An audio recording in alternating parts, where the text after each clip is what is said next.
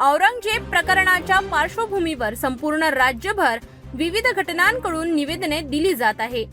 नागपुरातील दर्ग्यासमोरील चादर अर्पण करण्यावरून झालेल्या वादानंतर तणाव वाढला असून नागरिकांनी शांतता राखावी असे आवाहन पोलीस प्रशासनाने केले आहे।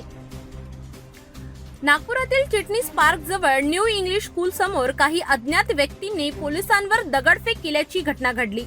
परिस्थिती नियंत्रणात आणण्यासाठी पोलीस प्रशासनाने अश्रू गॅस सोडला असून मोठ्या प्रमाणावर बंदोबस्त वाढवण्यात आला आहे। नागपूरच्या महाल भागात दोन गटांमध्ये झालेल्या वादामुळे वातावरण आणखी तणावग्रस्त झाले आहे। या घटनेवर प्रतिक्रिया देताना केंद्रीय मंत्री आणि नागपूरचे खासदार नितीन गडकरी यांनी नागपूरकरांना शांतता राखण्याचे आवाहन केले आहे। गडकरी म्हणाले, नागपूर हे शांतता व सौहार्दासाठी प्रसिद्ध शहर आहे। येथे जात, पंथ आणि धर्मावरून वाद होऊ नयेत।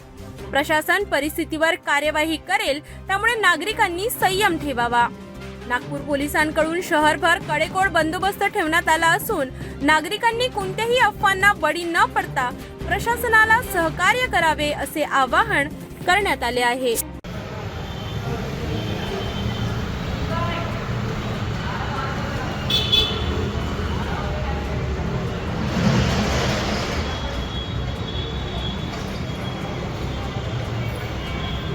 रात को 8 बजे पूरी दुकानें बंद महल पे।